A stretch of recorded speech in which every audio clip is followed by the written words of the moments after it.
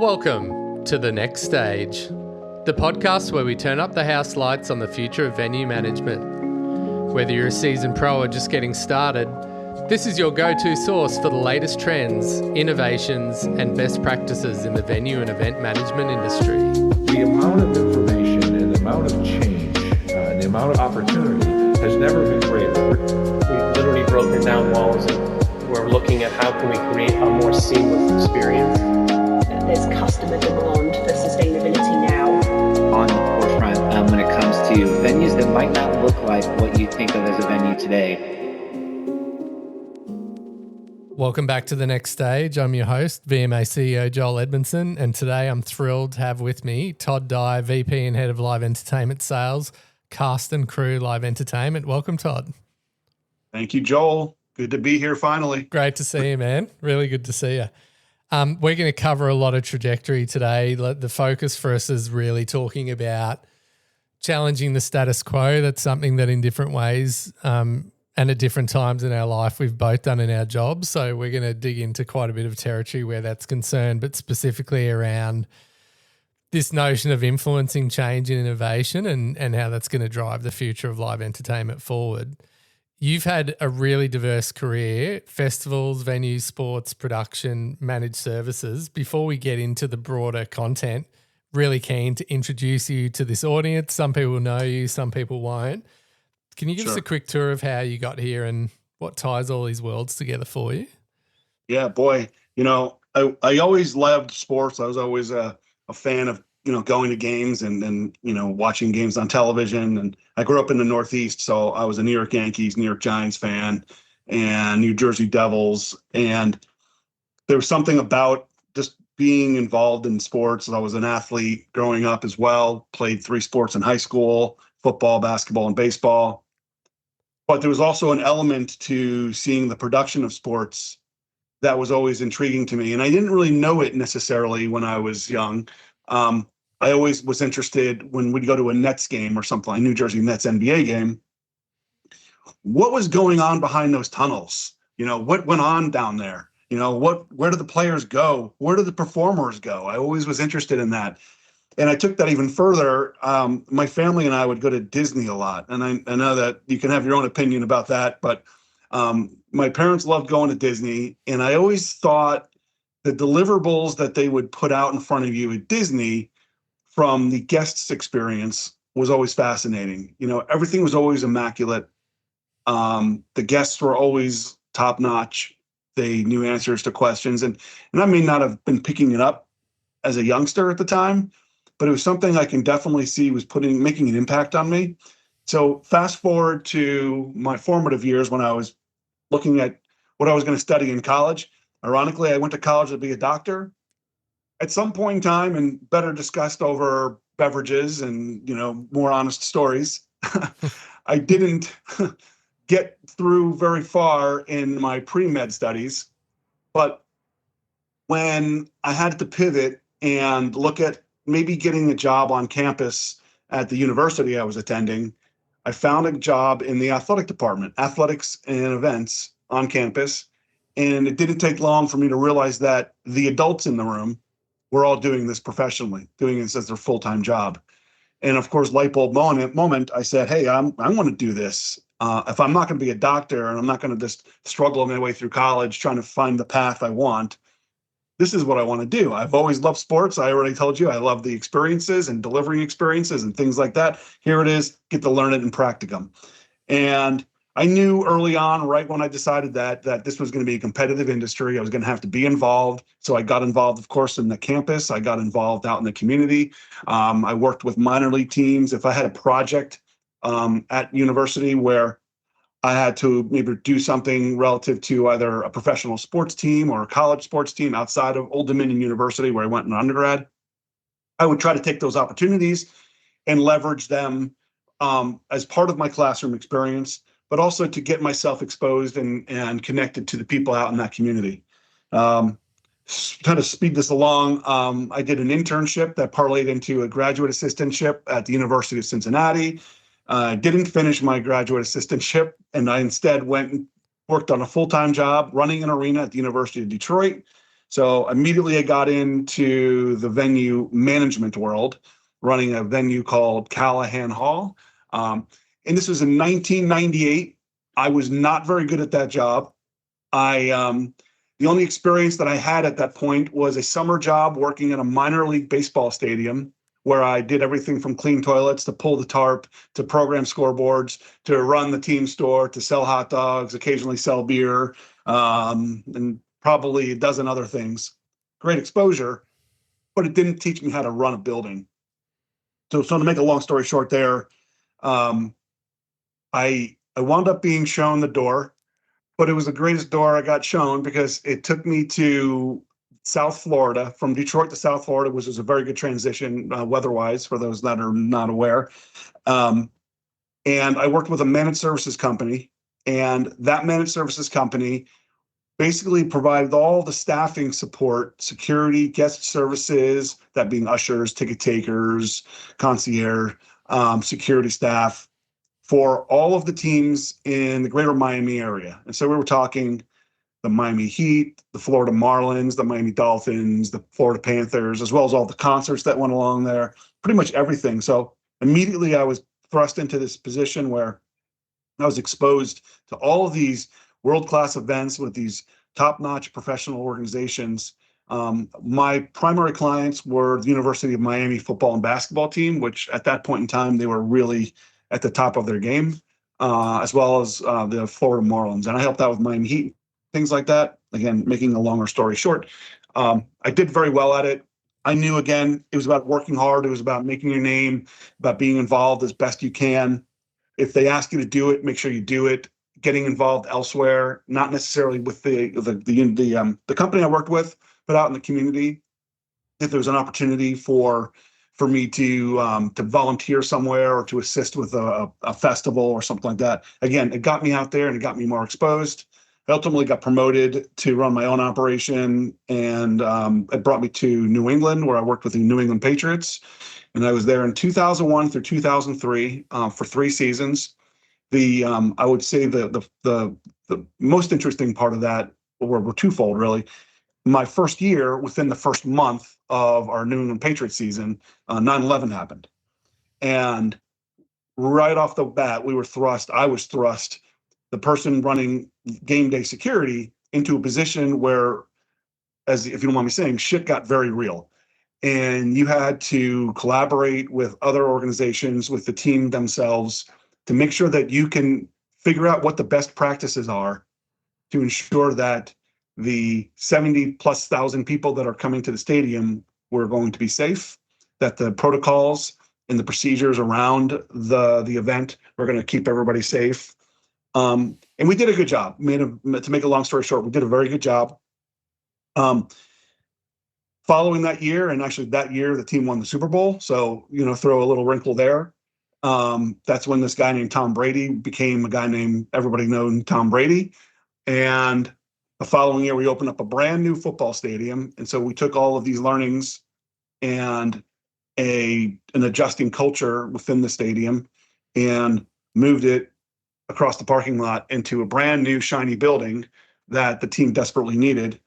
And so we basically create your operation, you invent it, and you put it to play, and you make adjustments.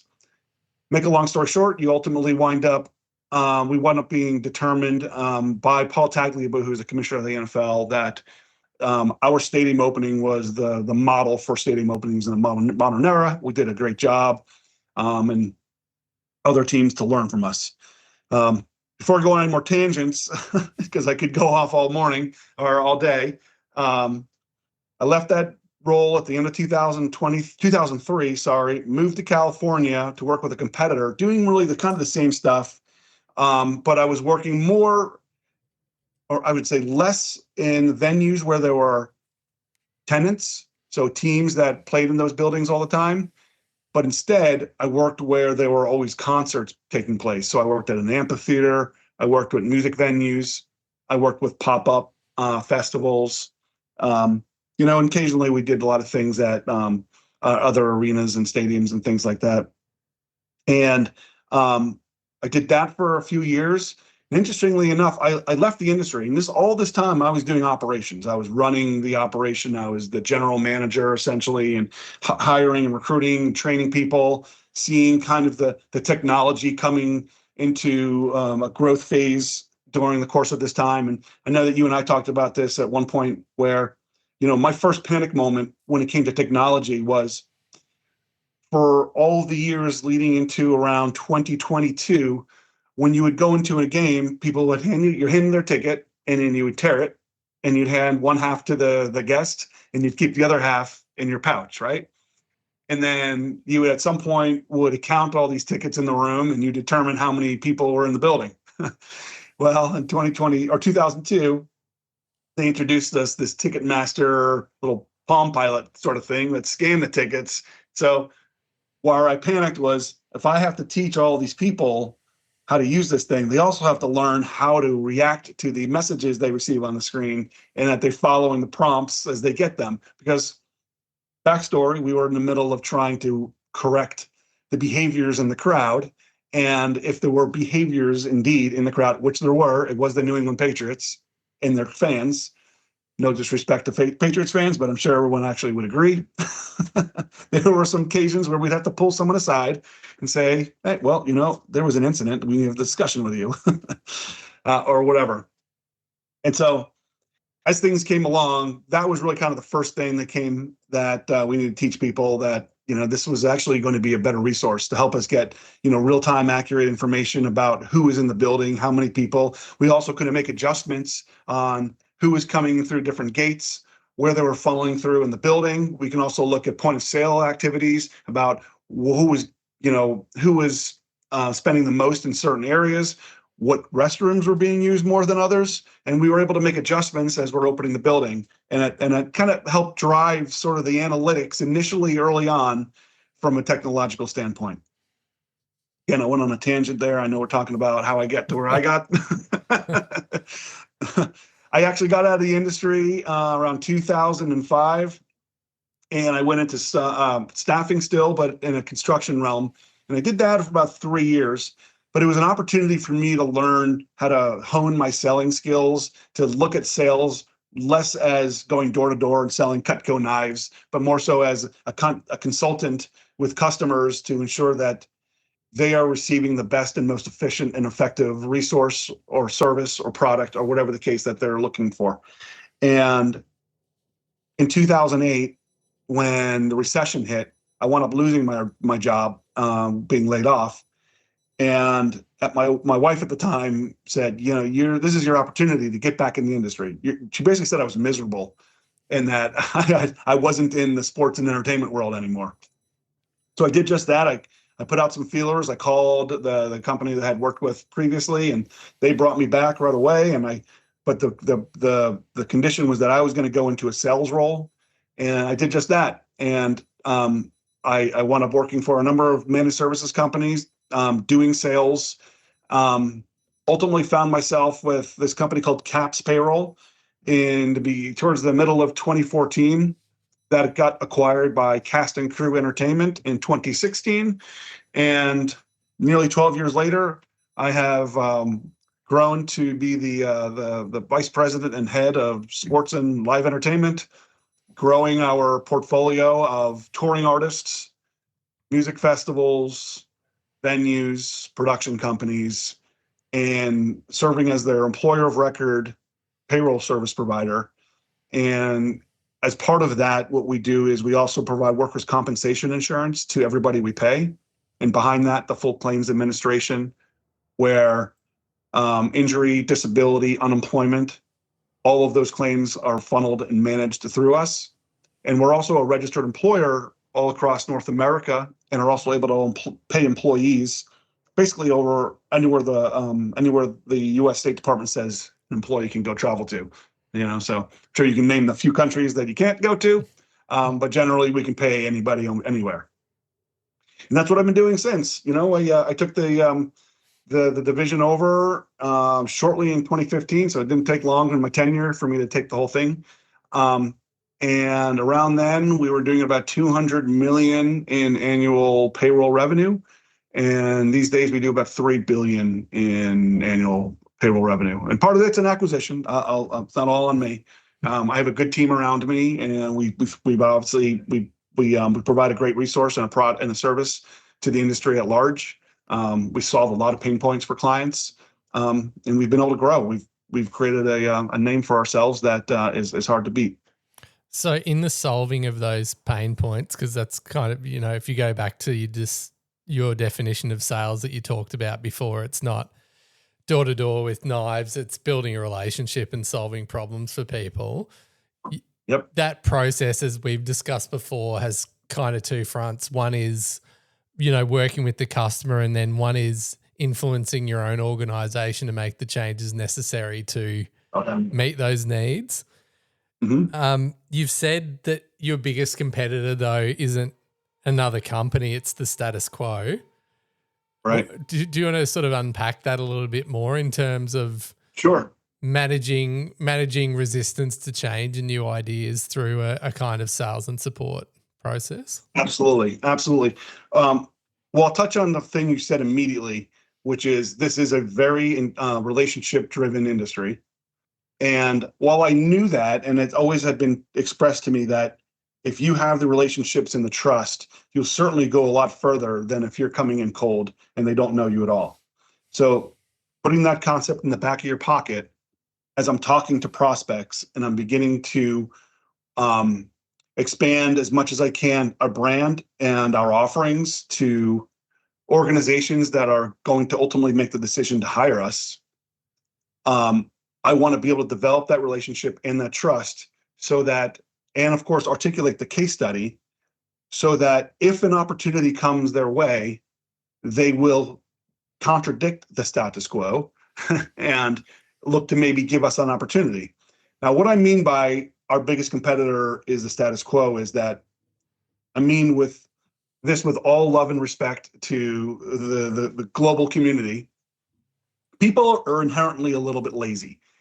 And if you're doing fine, or if you've heard the term, if it ain't broke, don't try to fix it kind of a thing.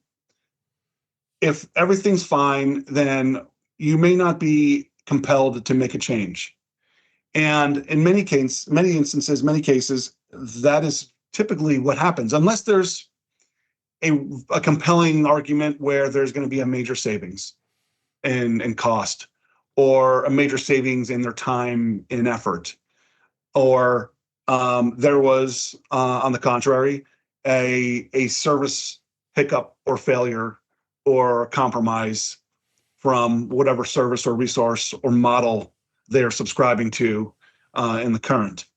That gives you opportunity. Now, arguably, if the latter ever took place, if you don't have the relationship, you're not going to get the opportunity. So you still need to go out there to try to make sure that your name is out. They understand what you do. They trust you. And I've always told clients or prospects, but rather, the most important thing to me is that whatever resource they select, it's the best for them. And if it's not me, I'm okay with that. We can still be friends. I can be a resource or a sounding board if they have questions or they need advice or whatever the case. Because I would say 6 times out of 10, there's a chance that at some point down the line, they will come to you as a client, or at the very least, they'll recommend other organizations or other partners, stakeholders to your service, and they stay in touch, and you can still build that relationship with them.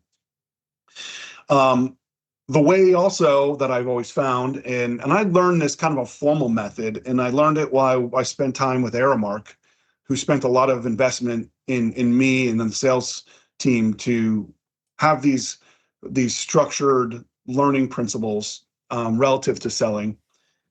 The one I'm going to reference is called the Challenger Sales Model. And it was intended to generate or create constructive tension among within a prospect who may be doing something that's contrary to what your service is delivering. And you're not necessarily trying to tell them that what they're doing is incorrect or wrong, or they could be doing a much better job, but you're trying to offer them a contrary perspective and an understanding that, sure, that's whatever you're doing is fine, but there is a different way of looking at things that could either open up opportunity or investment or free or free your time, whatever the case. If you look at this now, I've had success, and I remember the first time I ever really put this to the test. I was talking to an NFL football team who was about to open up a new stadium, and they had been running. It was going to be the same team that was going to migrate from the old stadium to the new, and they had been doing they've been doing their housekeeping in this old stadium since it was built, and we're talking an old rusty building. And they had basically declared they were going to do the same thing in the new place. They were going to bring in their own staff on a temporary basis on game days, and they were going to manage them, and they were going to just handle all the equipment, and they're going to have some full-time staff that handles all this stuff and really kind of handle it on their own. As I began to explain some of the benefits and virtues of bringing in a third party and the opportunities to improve their investment and their equipment and the way really they went about going about it, they want to seeing the value of actually outsourcing into a managed services company. And although the company at the time, despite the fact that I gave them this challenged perspective, they didn't win the business. They at least went in that model where they were outsourcing it. So good and bad, I don't know. What do you want to say? At least they changed their mind, and I was able to compel them to go to a third party. How do you perceive you talked a little bit before about laziness as a kind of human quality. Is there something about the entertainment industry specifically that you think makes it resistant to change? That's why I said love and respect, because it may not necessarily be laziness. It could be priority. What is the level of priority in making a change? Let's say, let's use my world right now, from a payroll provider, from using one to another. Because there's definitely a lift in having to change payroll providers when you're already used to doing it one way. And so it could be that there are a whole list of priorities that supersede that adjustment, and they're just going to come in place, or they're going to come in before making that kind of a change. Or perhaps whatever sort of triggering event that may need to happen just hasn't happened. They haven't received that challenge internally or externally, or they haven't had a service failure, or they haven't been properly presented the cost savings from their perspective. I mean, you can always show them what it's going to cost them, but until they really start to run numbers on their end and put a pro forma together, they may not realize or recognize the value of what you're delivering to them. So we've just been talking for the last 5 minutes about the promise side of things, but then there's obviously like an ongoing management of the relationship once you've gotten them to adopt this new thing. Yep. And that can go wrong sometimes. It does go wrong. So how do you manage that? This is not a world where you make the sale and you go on to the next thing. You turn it over to the operations team, and then you see them whenever you see them. I believe in maintaining those relationships, doing a lot of follow-up. And frankly, if you continue to maintain those relationships, you don't know what you're going to unpack later on down the line. And I call those vertical opportunities, vertical selling, where as we continue to grow, as we continue to work with you, and we continue to unpack through either action plan, things that we can do better, or through development plans, things that we need to do more of. On the latter, if there's things that we're doing well and they just want to see us do more of, then theoretically, we are in a position of growth. They like what they're receiving. They would probably advocate for us with their peers or their other partner organizations, or if they have business not already going our way, to expand our footprint within that firm or organization or whatever. And if it's the former, where maybe we're not doing as well as they're expected, if we're building an action plan behind it and we're actually making steps to improve the relationship and correct how we're delivering or the products we're developing or whatever the case, it shows that we're listening. It shows that we're a vested partner of theirs. That we're truly valuing the extension of who they are and their brand. Because when you think about it, if you're the payroll resource to an artist or to a festival, you are really the extension and the deliverable behind the people that are supporting those folks. And if something happens to those folks, the first people that are going to hear about it are going to be typically the artists or the principals. Nobody wants that. And so it's our goal to make sure that we're delivering consistently, excellently as possible. But we have to have that relationship to receive that feedback so that you can continue to leverage and double down on. And to kind of give you sort of a case in point, I've been in rooms, especially early on when in my tenure, where I went to a business management firm. And generally in the touring world, artists work with a business manager. They're accounting firms who, for all intents and purposes, manage the business of the artist's business entities. And typically, at least one of them is a touring entity because that's how they're making their money when they're out on the road. And what I've seen happen at times is being in an office where maybe half of the firm is using our service and the other half is not. The half that uses our service will literally begin to sell on my behalf to the other staff and talk about how great things are, talk about how great the donuts are that I brought in, I'll talk about the people that I work with and the timeline and the process, and they'll literally just sell it right there in front of you. And if you have to correct them a little bit here and there or answer, further questions, it's fine. But I've literally seen clients sell on behalf of me, and to try to help see me continue to grow within that firm or that realm or whatever the case. There is no better advocate for you than your own customers, right? Like you can go around talking about how great you are all you want, but word of mouth still remains in the age of social media the most powerful marketing tool, right? Yeah. And it's tricky sometimes too, because nobody wants to talk about payroll. Nobody wants to talk about this financial element of our clients. I'm not going to say we're on the bottom of the totem pole, because you have to have what we do in order for everything to really sustain. People need to get paid. If you're going to do something, you need people to do it. You have to pay those people in order for that to happen. And so we're a huge cog in that machine with that respect. But it's also kind of a sensitive topic. People don't like to talk about it necessarily, especially on the artists. They don't want to be leveraged in any way.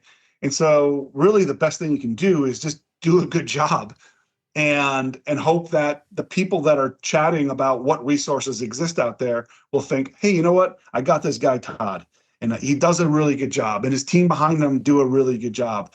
And occasionally they might make a mistake, but I could tell you each time I ever called Todd or I called so-and-so because there's a mistake, they're on it. It's fixed by the end of the day, and we move on, and everybody's happy. In another aspect of my professional life, I'm very involved in fintech innovation. And one of the things that I realized quite a long time ago that's relevant to what you just said is that because people don't really understand how money and finance work generally, like unless you're a specialist in that area, sure, the vast majority of people, it never occurs to them that the experience they're having could be better in some way. Obviously getting paid what you're meant to be paid on time is the key thing. And in this industry, that doesn't always happen, as you know. But I think being an influencer in the position that you're in, one of the challenges is getting people to engage with an aspect of the business that's not well understood. Do you do any other kind of speaking or advocacy about the importance of payroll? Because I think, just in terms of what we're talking about today, in terms of influencing change, it's not just about your business and the great service you provide. It's actually educating people about the possibilities within the industry. It happens all the time. I attend a lot of conferences in the industry. If I counted all of the ones that I'm participating in one way, shape, or another, it's probably close to about 40 a year. And I do love getting on stage because it gives me a platform that I ordinarily wouldn't have to a greater audience that may not even realize this even exists. And if I can talk about payroll, which is not always typically the topic, I have to sort of back my way into the payroll topic. For more, I guess, more importantly, I would be involved or brought in on a supporting topic. Good example would be that recently I was asked to be a non-credited panelist at a conference where I was told that they're going to call on me and it's going to be this topic. Sure enough, they called on me, and the topic was about independent contractors working at festivals and on the road as touring crew, and whether they could or couldn't, should or shouldn't be hired, and what qualifies somebody as an independent contractor or what doesn't, and what are the liabilities for hiring somebody who shouldn't be hired as an independent contractor versus just doing it the correct way. And I gave them a bunch of scenarios, and I gave them scenarios by the letter of the law as I've learned it over the years. And of course, as I explained it, I was also able to incorporate case study of relevant scenarios that we've worked with clients and prospects that have either transitioned from independent contractors or have been challenged by having independent contractors and splitting the crew in half, and why some crew were, other crew wasn't, and things like that. But also explain to them, from what I've seen, could be statutory in the United States. Some states are more aggressive with independent contractors than others. I'm not certain in Australia how the government feels about independent contractors, but I think in the US, in some cases, the states look at it as employees trying to get out of paying certain levels of taxes. And they hope that the employees, that is, hope that it'll kind of get forgotten, or that it'll get washed under the rug, or whatever the case. Oftentimes it doesn't. And there are exposures and liabilities possible with the employer by hiring an independent contractor. Now, sorry, I'm going off on a tangent here a little bit, Bo, but my point though is that I do love to talk about payroll and the solutions, particularly ones that we're a part of. But if it's another topic, and other topics I've been around are DEI initiatives, changing legislation for the beginning of a year that have come out, either statutory or federally or globally. I know that at one point in time, the Brexit was a common discussion about how it was influencing the international payment system, especially as we were involved in it. Insurance, risk mitigation. It could be anything. And if we touch on it or we brush up against it, then certainly I'd love to talk about it and see if I can incorporate one of our capabilities or some part of our service model into this.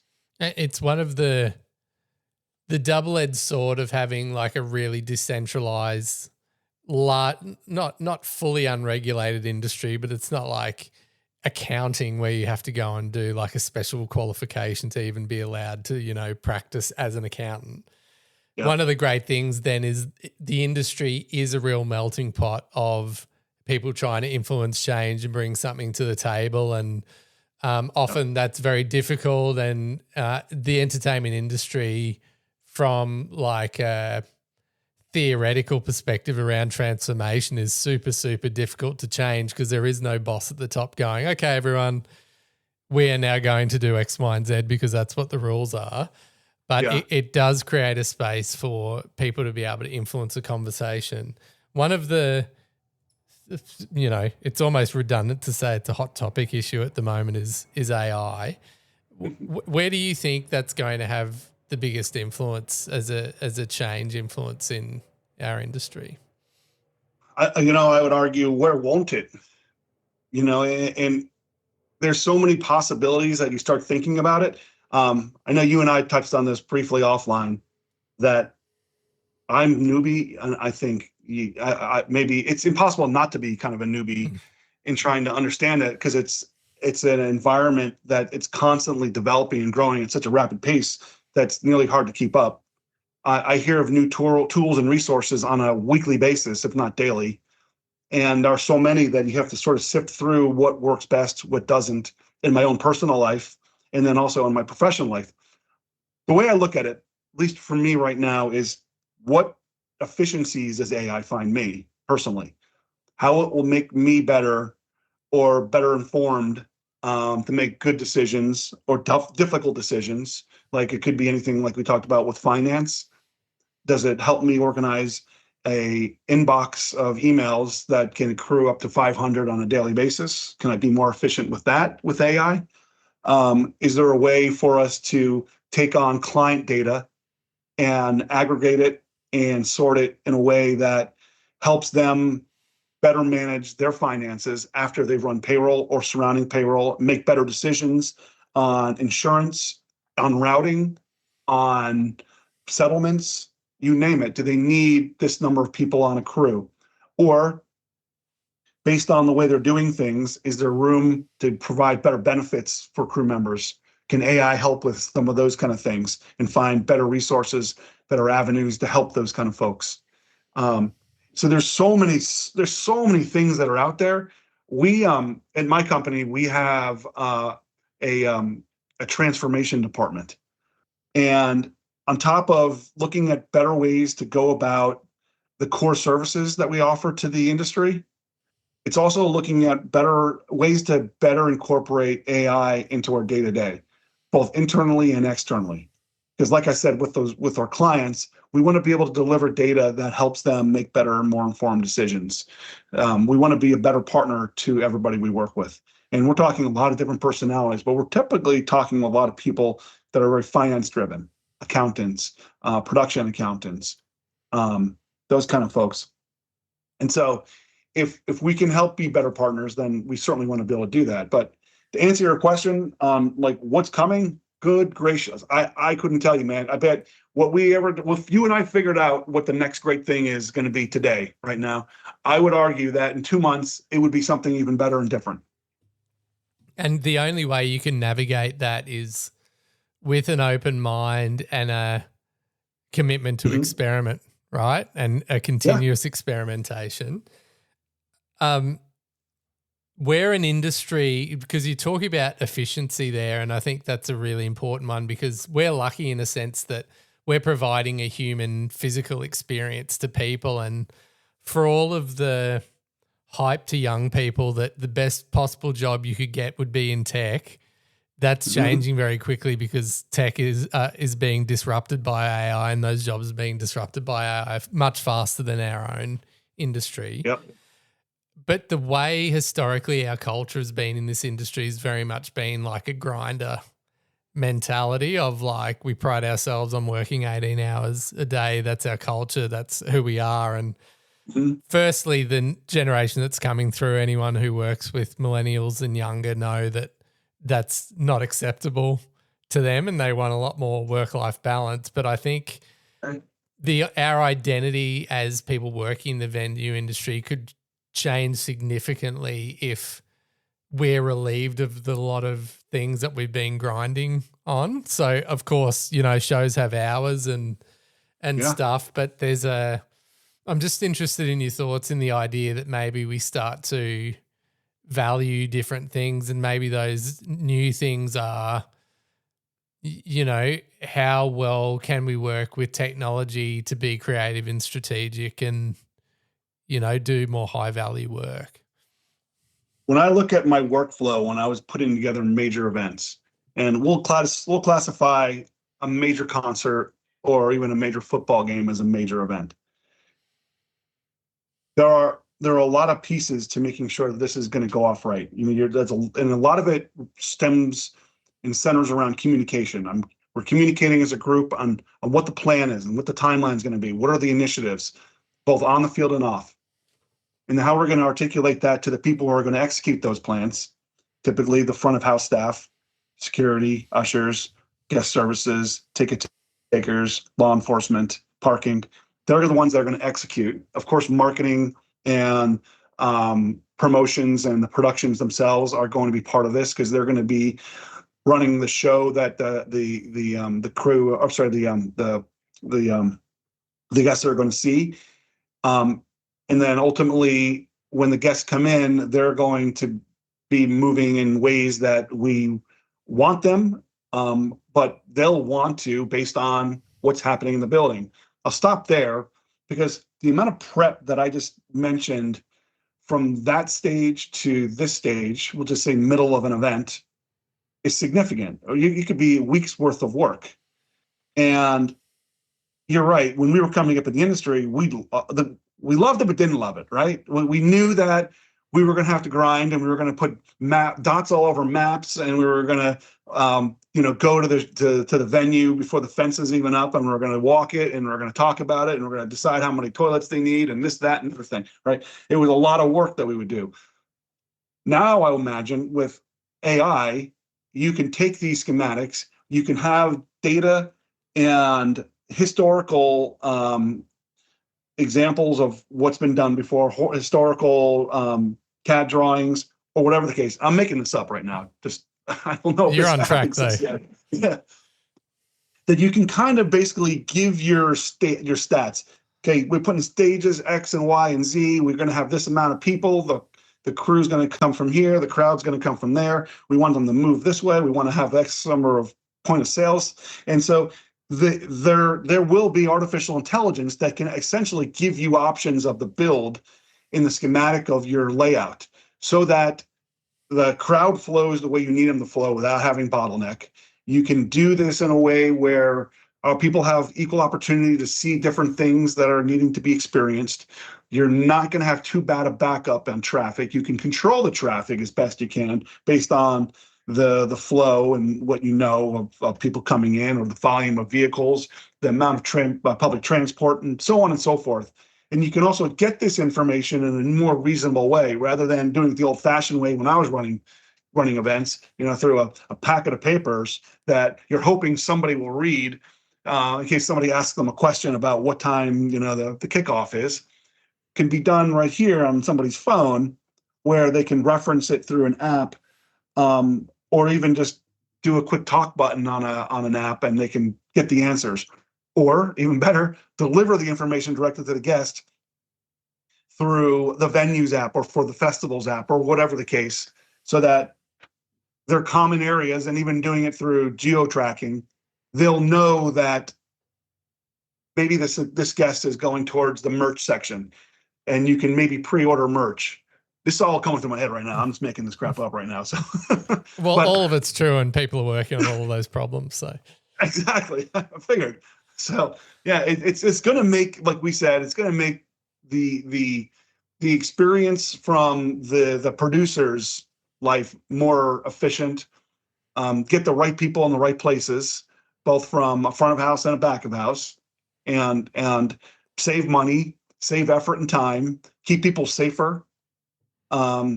And keep people more engaged. And ultimately, we want people to have an excellent experience so that they tell their friends and they come back the following year and they buy the merch and they buy the food, and everybody makes a ton of money, but they come home happy because they're not really worried about how much money they spent and all that, right? That's what everybody wants in the end. So we've covered a huge amount of territory today. I just want to finish up talking about leadership and legacy. So you've spent a career navigating constant change, and we've just been talking about how that's exponentially accelerating. What's the single most important mindset for leaders in our industry right now? To listen, to be flexible, and I think it's to surround yourself with people who are listening and are flexible in a way that everybody can appreciate that nobody has the right answer any longer relative to everything we've just talked about today. Yeah, it really does challenge the notion. I mean, experience is incredibly important, but the idea of your own knowledge being the thing that makes you different to anyone else is kind of being neutralized by AI, because if everyone is referring back to a super intelligence, it's no longer about coming into a room saying that I'm right. It's more about how do we work together to bring the best idea to life, and that's a different sort of ego leveling thing, isn't it? I agree totally. Now, here's a kind of a case in point that I found really successful.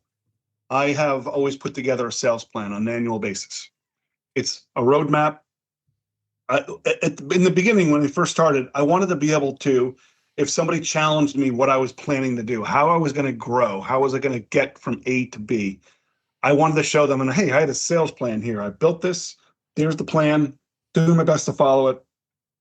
It's definitely a living document. We want to continue to adjust. But as my team grew, I decided that this is not mine. Like it certainly, the concept started with me, but it's the team's plan. The team is the one that has to execute the plan. And so we divide and conquer now. And the sales plan itself, people stand up and they say, okay, I want to cover experiential. I want to cover holiday themes. I want to cover music festivals. I want to cover stage shows. And so we can take deep dives into these different niche segments of the sports and live entertainment industry. And each one or each group of people will own these segments.